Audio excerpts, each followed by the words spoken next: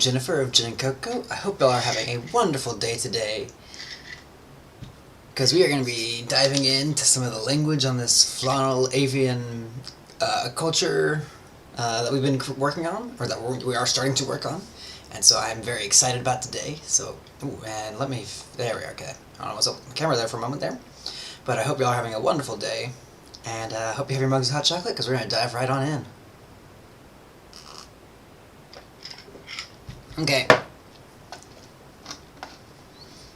so I do need to give a special shout out to Artifexian and Former for their video on non-human conlangs, because without it, this that you're seeing right here would probably not exist. I had not really considered doing a conlang that involved... I had not really put much thought into doing a non-human conlang until I saw that video, or at least doing a conlang that didn't just completely mimic human phonology, and plus, specifically the Flaunal series here, I have to thank Former for their work in that video and showing how they created their own avian language. I knew when I was creating this species that the language should stem mostly from avian physiology rather than plant physiology, because in my opinion the plants would evolve to mimic the bird's speech initially, and then they would eventually form to similar-ish speech patterns, but that primarily the speech would resemble more like that of an avian species. That said, because we're dealing with an alien species here, I do have a little bit of leeway. So if this is not accurate to what a bird can make, we'll just say it's because of evolution on this planet slightly different than our own birds. I will also say that while you're looking at the consonants, here is a complete list of all the consonants I think that these creatures could make. The vowels here is not, the vowel system here is not, this is just a very basic vowel system. Pretty much I think they can, from my understanding, they can make all the same vowels that we can make, just except for they can't round their lips, so they'll be all unrounded vowels, but placement in the mouth, not an issue. The other thing that we were going to want to do is we're going to have tones in this language. That's actually something we want to talk about, is our goals for this language as we move forward. So things we want to keep in mind. So like one thing is that we're definitely going to have a tonal language. And not just tonal, but highly tonal.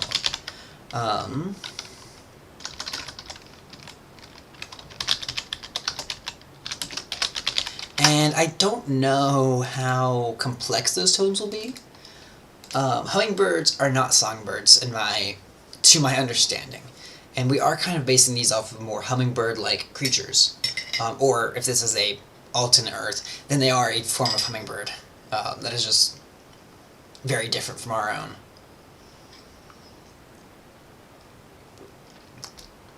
However, so if you have a tonal language, I do want to highlight tonal, so I want there to be a lot of tone ranges that are used and utilized in everyday speech.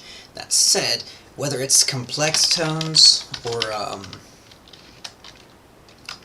complex or simple tones, like how much there is in contouring, who knows? It's actually complex.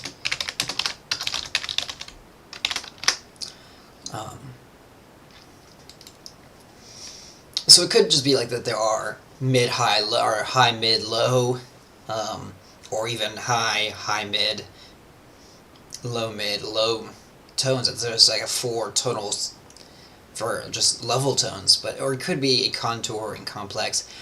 I haven't decided on that. We'll think of that more. Phonology is usually one of the later things I create in a language. Or not phonology specifically, but like how some of the specifics in phonology. I kind of work more with grammar and other such things first. So on that note, grammar-wise, we'll back up from that for just a moment, because there's another obvious goal, is that we are creating a language for a Mesopotamian-esque culture, something that would branch off or be able to branch off into a lot of languages, which also sets kind of where our cultural and technological levels are here. But yeah, we're making a Mesopotamian-esque society, and that's merely as far as like tech and history is concerned, not like actual cultures, or we're essentially creating a early society. Is all I'm trying to say there. But like as far as like grammar, I haven't thought too much about grammar. I'll be honest on this one. I don't know. We have a lot of leeway because this is technically an alien species, so we're not stuck to a lot of things that humans. We're not stuck to doing things just because it's normal for human languages to do that. However,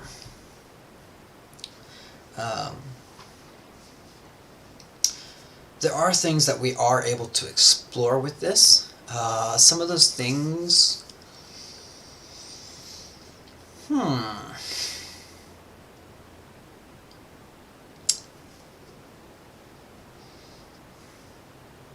hadn't thought this far ahead yet.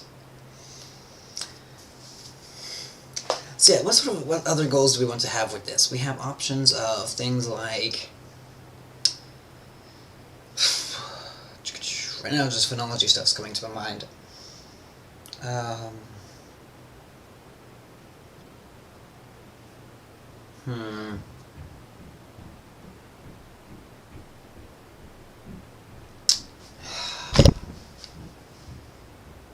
Some good questions here. So, let's start with looking at verbs. Goals for verbs specifically. Actually, let's... part of speech.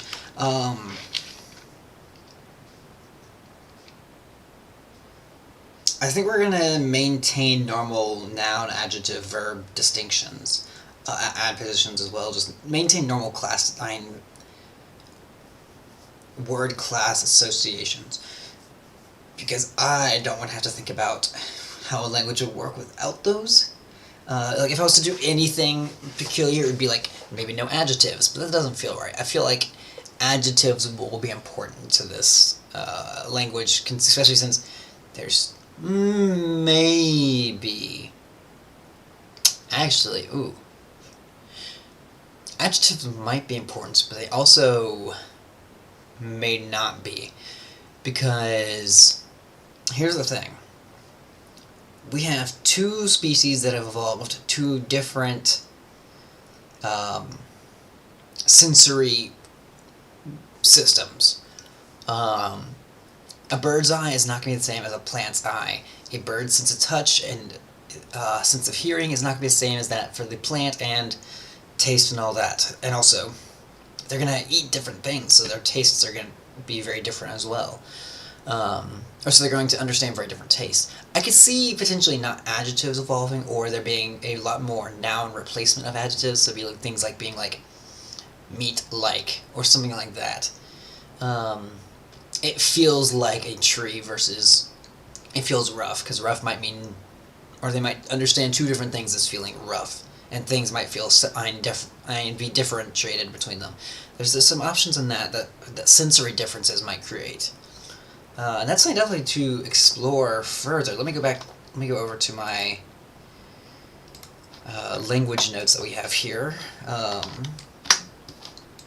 let y'all...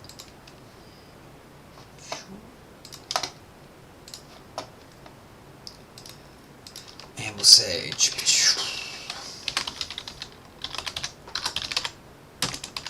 Sensorial differences...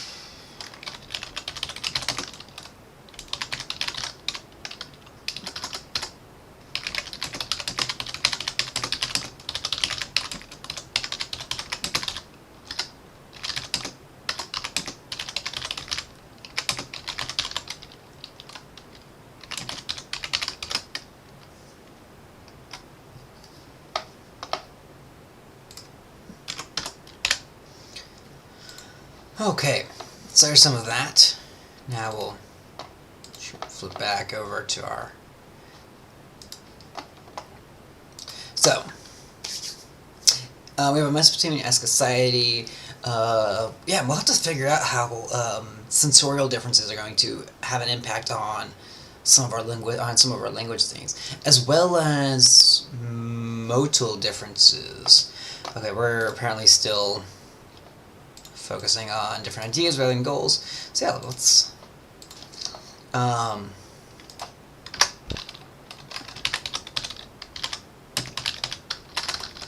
here on some locomotive. I misspelled that. It should be an O, not an A.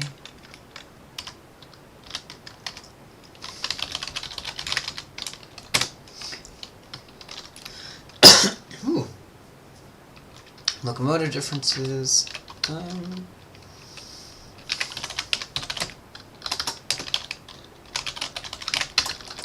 Aha! I think I see where this is going. Locomotive differences create linguistic differences. I think I see where this is going. I think we're gonna have to have a very interesting gender system, or grammatical gender system in this language. So I think that's going to be definitely a part of this.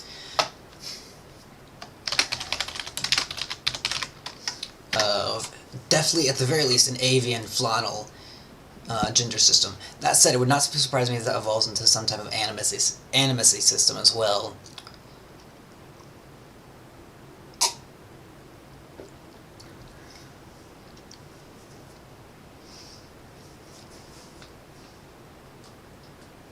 Yeah, okay, I like this.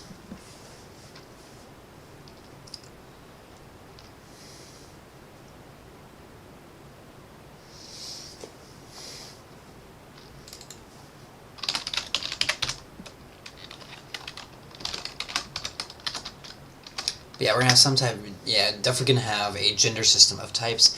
It may even go as far as to have a gender representing each of the three societal roles. So maybe at the like, if we don't go animacy and we actually go like a masculine, feminine, well, it would be masculine, feminine, house, with probably house being the top of the two.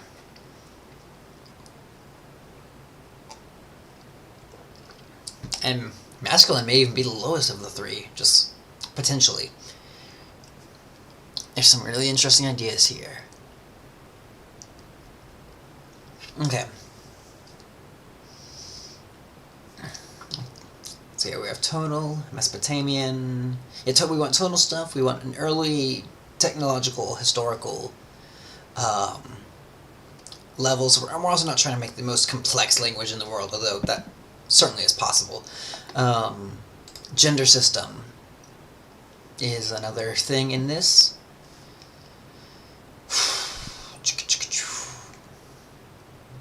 Possibly animacy. Possibly...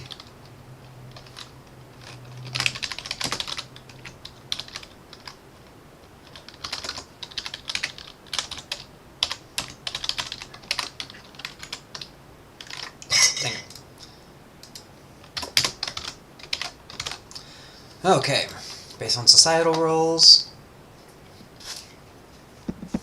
Other options here. We have... Okay, I do like that. We're definitely going to have to employ a gender system of some type.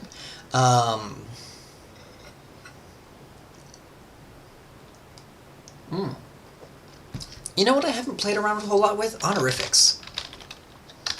I want to do something with that. Whether it's as complex as Japanese or merely as simple. I forget the term, or whether it's just a simple politeness. I want some way of denoting honorifics / formality. I have not worked with that at all in any of my past languages, so that's something I definitely want to have in this. Special ways to address certain people, and ways that that's represented grammatically, even, or at least Yeah, but I want some of that encoded into the language, which I think would be kind of cool. Let's see. So we have gender system, honorifics, formality. That'd be a nice thing to do. So both of those are kind of noun-ish things. Verbs, since verbs tend to be where most of the fun is in creating a language, in my opinion.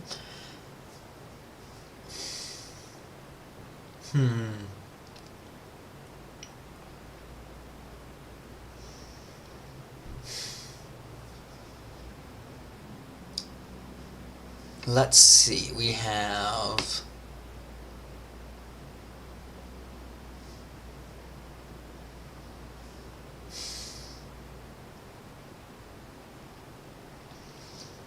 gender system, formality, and honorifics.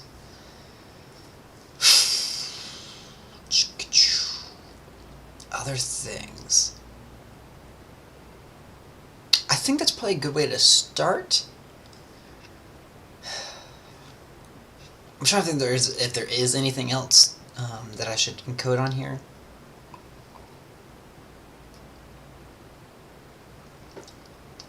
I'm trying to think if there's anything else verb-wise that I want to focus on right now, because right now most of what I have is like nouns and potentially adjectival stuff.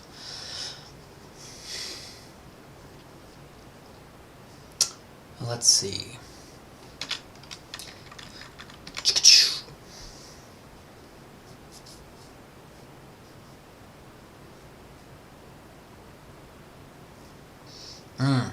So many questions.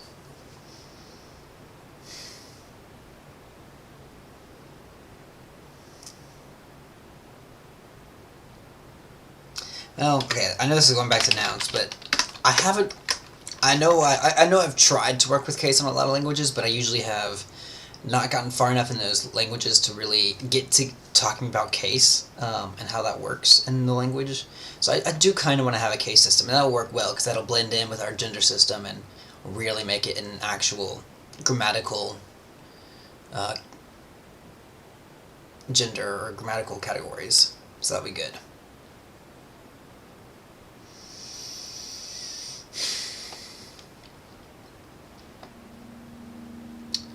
Trying to think. Okay, so going back, verbs.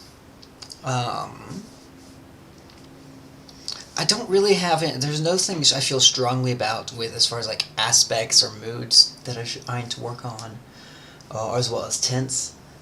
Yeah,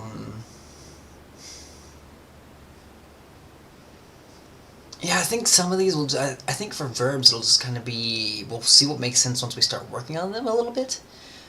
Apparently that's not what we're starting. It's not on verbs. We're going to be starting talking about nouns. So let's talk a little bit about those. So some of the ideas we have ideas for a gender system, particularly. And so some ideas we could have. Let's just brainstorm here. So we could have an animacy with plant. Flaunal. Avian would likely be near the top, if not at the top.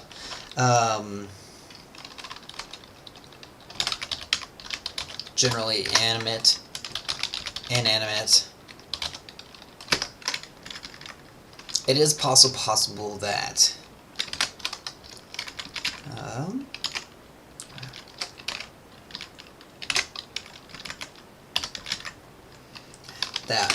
I could see Flaunal being above Avian. If that comes to matter, I could see that happening.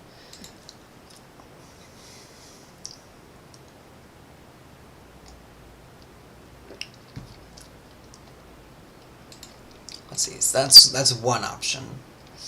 We also have gender of Flaunal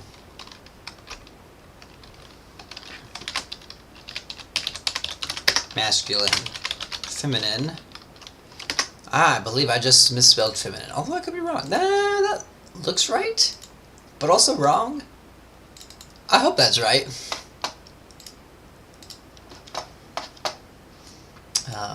Yeah, I really hope that's right. I can't quite tell. Not gonna lie. Yeah, sure, I think that's right. We'll run with that for now. That's another idea that could also play into the animacy, although I don't see that happening. I see that if we're either going to go with, like, gender roles or animacy. I don't see a combination of the two likely to happen.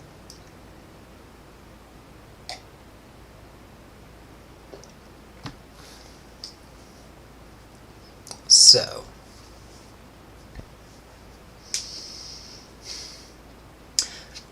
this would actually create interesting things, because it would mean, like, if you're talking about animals, most of them would fall below Flaunal, but plants could potentially be in the Flaunal category.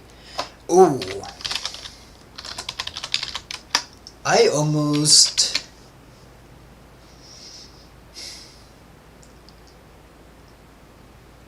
That's almost not a bad idea. Just for that whole concept of having plants as a higher tier, or having plants as their own gender role and things. And like I said, these two might be switched as far as, like, importance is considered. I'm not certain on that.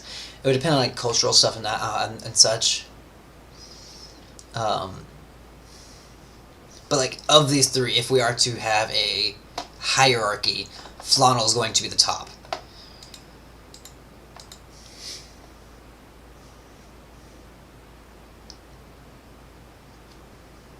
So yeah, there's some interesting thoughts here.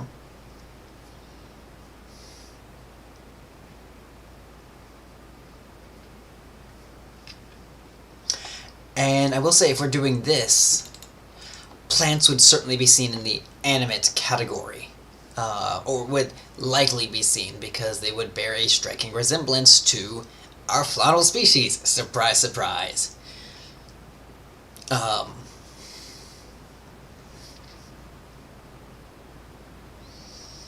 So actually, on that note, it is possible to have Flaunal-esque and Avian-esque. Ooh, actually, I like where this is going, because I could see you start off with two different, because I could see how this could evolve. If you start off with just a simple Flaunal Avian distinction, actually both of these could, okay, evolution of these. So if it starts off in, like, just some basic adjectives, if you get a Flaunal Avian distinction, then following that, so yeah, following that, let's look at the animacy path right now. Then if you added in a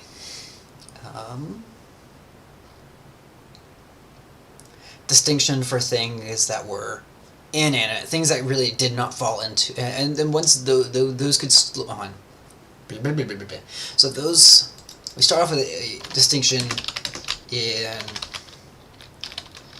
sensorial and locomotive words.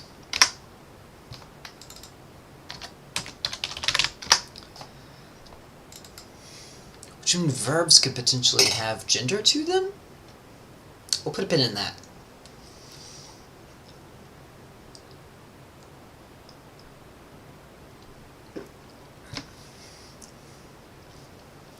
So, Flaunal Avian distinction in sensorial and locomotive terms, and possibly others, but those are the two that are coming to mind most immediately.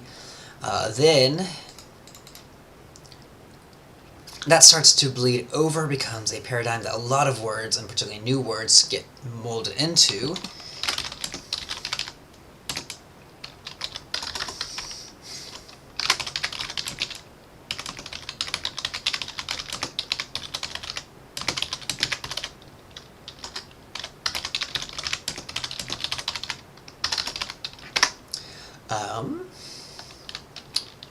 So that's would be like the start of gender in general in this language, which I do actually really like that idea.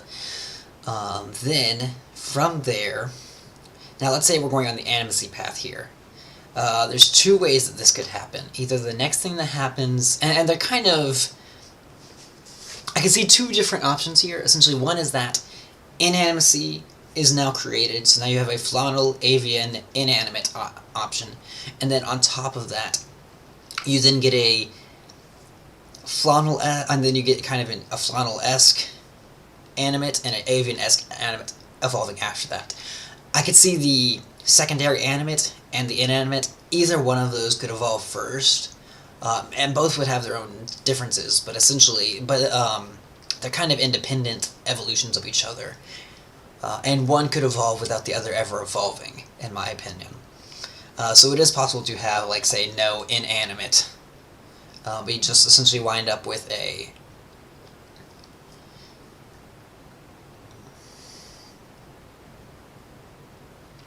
but yeah, you just wind up with a, you can wind up with just essentially sapient and non-sapient categories. Or you could wind up with animate, inanimate categories. So either way. But you're starting off with a basic gender distinction, as it were. I misspelled flannel here. I misspelled it in a lot of places, I bet. Okay.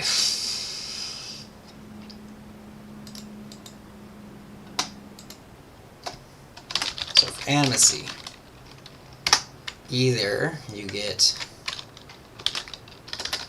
so,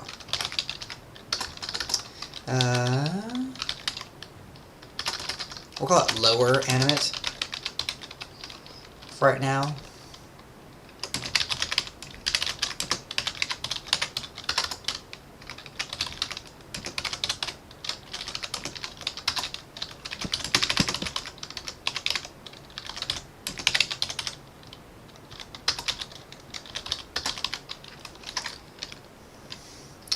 And this is linguistic distinction, as well as categorical, in a way.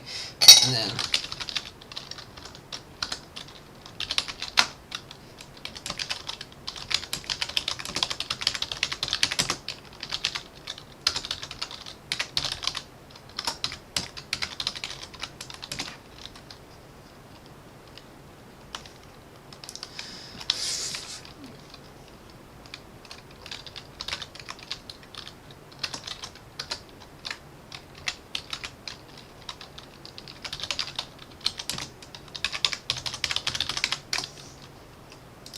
so we got some ideas here. I'm liking this a lot.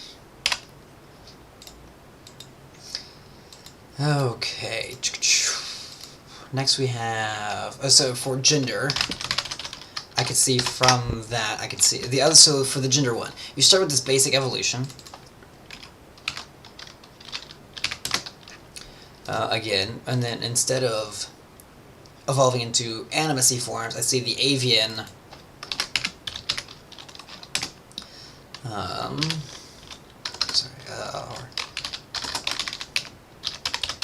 masculine, feminine forms from linguistic distinction between avian societal roles. Now, could all of these, so you have both, so you have a Flaunal, avian masculine, avian feminine, floral, or Flaunal-esque animate, avian-esque animate, and inanimate. Yes, it is possible. And if that were possible, it is also possible that you get not only avian-esque animate, but you get avian masculine-esque animate, and avian feminine-esque animate. Which would be kind of cool, also kind of strange. It is something I will put a pin in. I don't think I will go through with it, but it is interesting to think about regardless.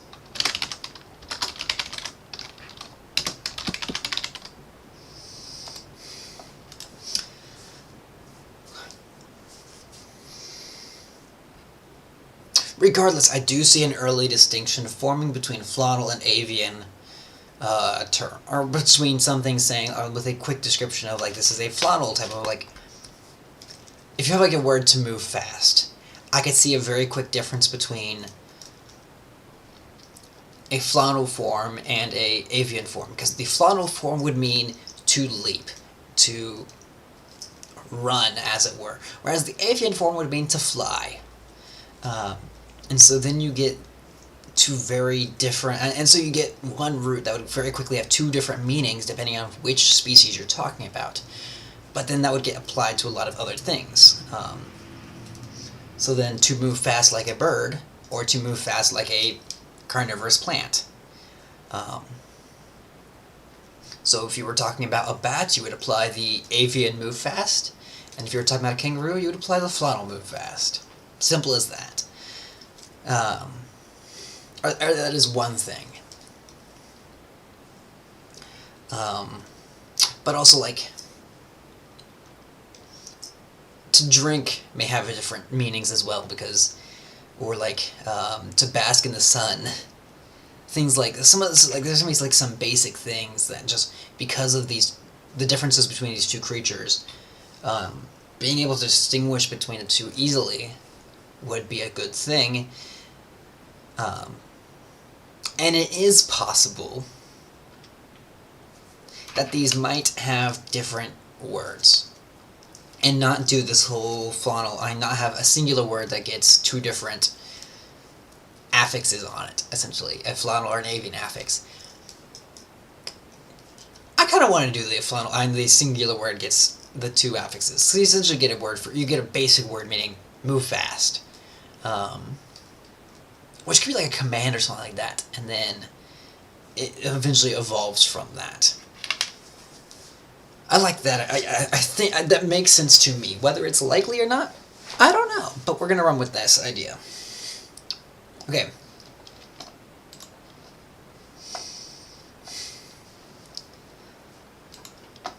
We're going to leave honorifics for later. I do want to talk... Yeah. We're going to leave those honorifics, formality, and that sort of stuff. We're going to leave that for a little bit later on. I do want to start talking about case, though. Like, what sort of cases do I want?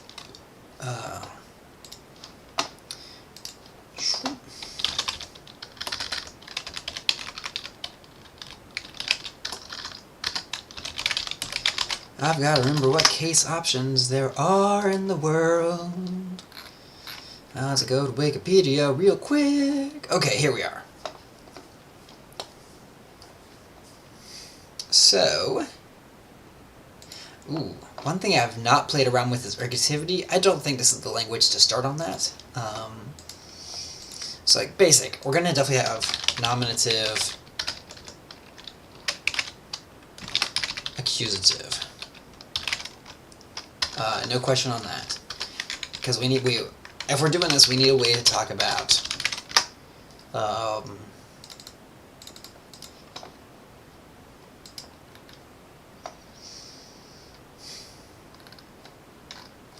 like, if we're doing this, we need a basic way to describe subject, object, period. So other things would be... So, okay, looking at the traditional hierarchy system...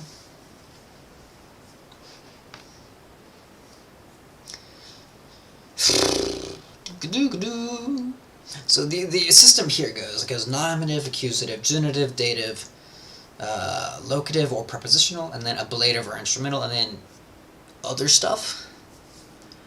So...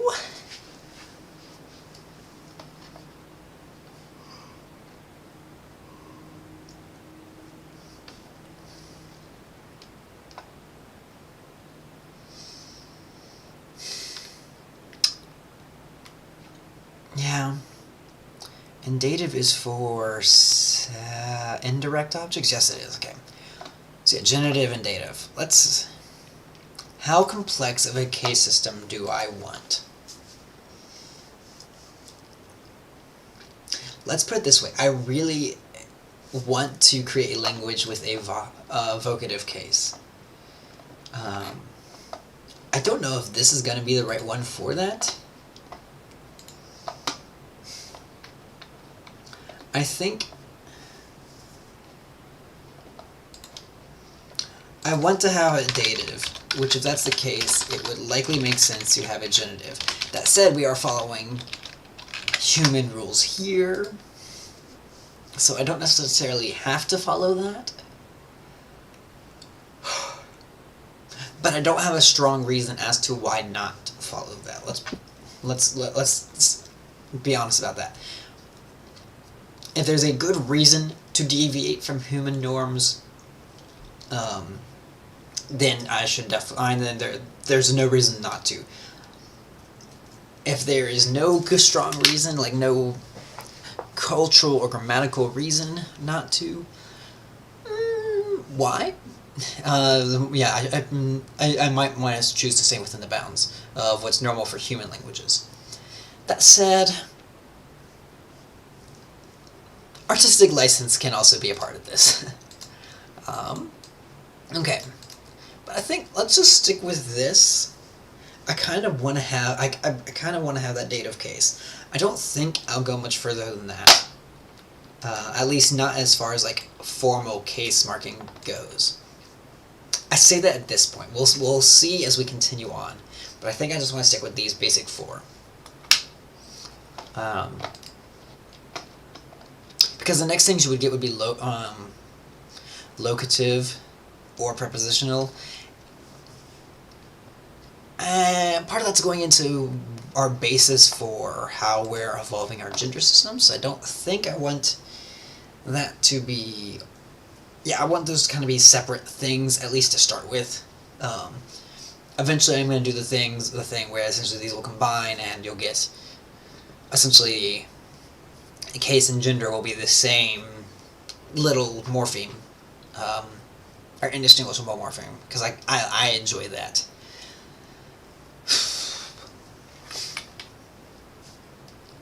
So, okay.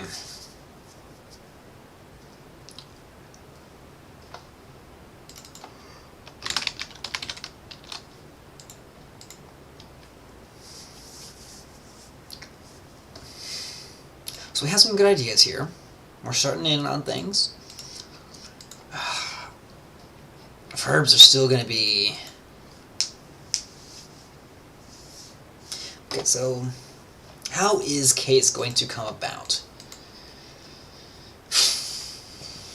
Nominative, I think, is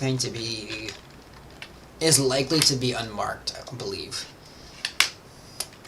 Or that if something is going to be unmarked among all these, it's probably going to be nominative. Although it could be accusative. That's something I would need to look into.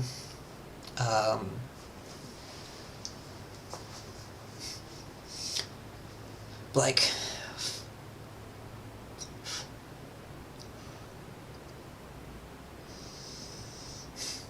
Yeah, something to consider is how I want to evolve these. I could potentially use postural verbs or such. That's if I use verbs to or if I evolve these case markers from verbs.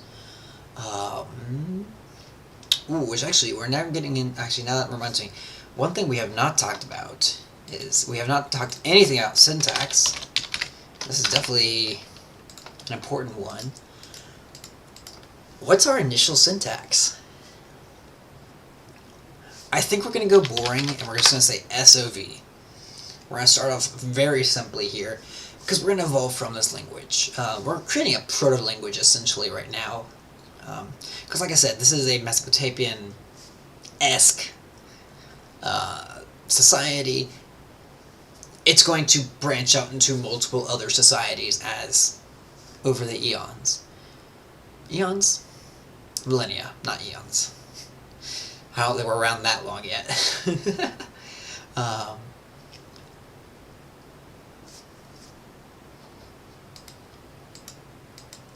Yeah, SOV, and with the potential for free word order, potentially, or at least some sort of free word order.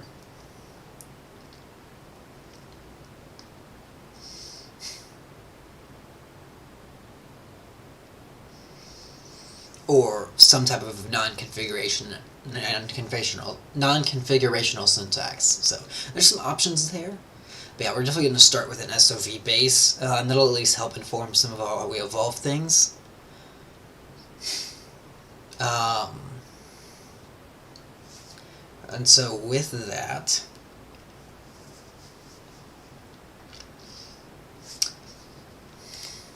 so things that will come with this territory, we have things like noun, adjective order.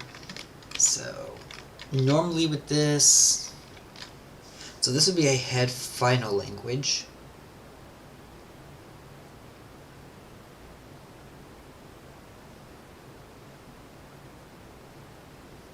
Yeah. So head final languages tend to have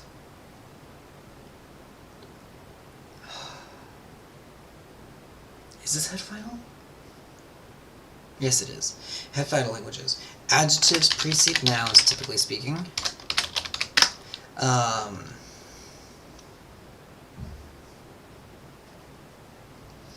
Auxiliary verbs will succeed regular verb. We'll have postpositions. We'll have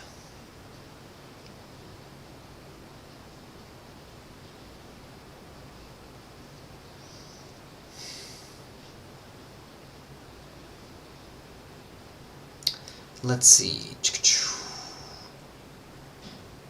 adjectives before the noun, auxiliary verbs after the verb. We'll have postpositions. We'll have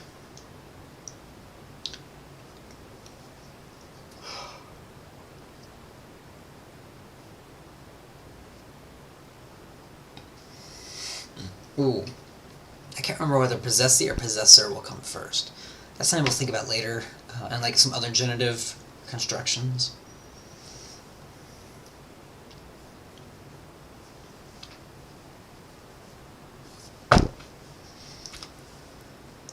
Okay. Adjectives, nouns, verbs, auxiliary, postpositions. I'm going to put a question mark beside genitive and dative. I'm not certain I'll go through with them. I do want some case. I don't know how complex we'll make it. At least at this point for this language. It may become more complex as we evolve into other languages further down the road. But right now for this language, no, I think we're going to stick with a basic case system to start off with. Okay.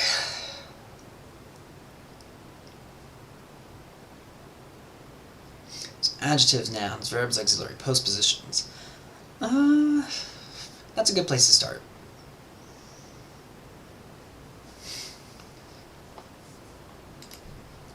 So anything else to talk about today on here right now?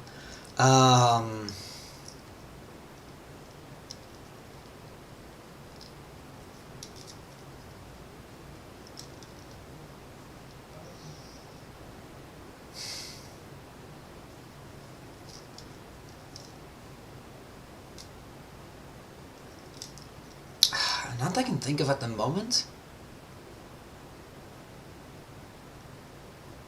We could start getting into verbs some. Yeah, let's talk just a little bit about verbs and something like the tense, aspect, mood stuff. So, tenses. How much do we want to be able to describe the past and the future in this language? Do we want just basic past, non-past distinction? Do we want past, present, future? So where are these...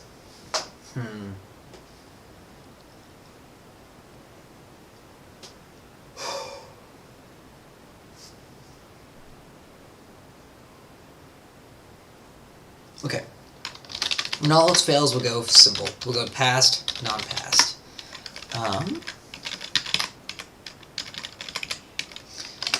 Aspect,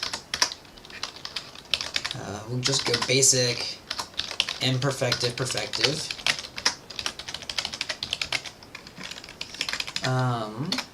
And we'll come back to mood, because mood is its own whole thing. I mean, we only do, well, no, we'll come back to mood.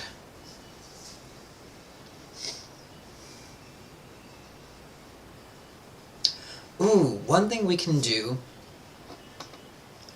and I think this plays in with a lot of the other things we've been talking about, is that,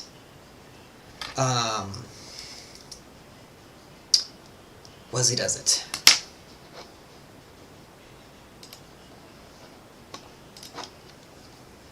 What was I just about to, oh yes, at least initially, verbs and nouns can essentially be the same word. It just matters, the word order is what defines where it comes, which means we may almost get a verb case potentially.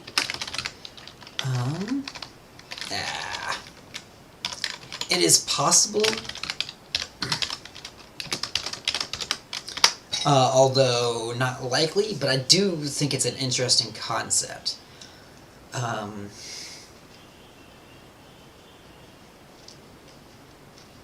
Yeah, essentially letting word order to dictate some of the, is this a, oh yeah, at least initially having word order to dictate case and that sort of stuff, but also the distinction between, is this a noun or is this a verb? And not every word will have that dual meaning, but I think that'll help with how we evolve into having gender in this, and how that forms into having, and how gender affects, and essentially grammatical classes affect having how they affect the verbs particularly.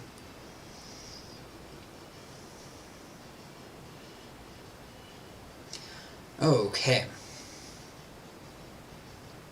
I think we've talked about enough for today.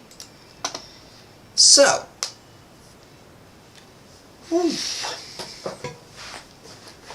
alright, so this is where I'm going to call it for today. We will continue on Friday, again, 11 o'clock a.m. Eastern. Thank you for everyone who joined me today. I hope y'all will see me again in 2 days from now.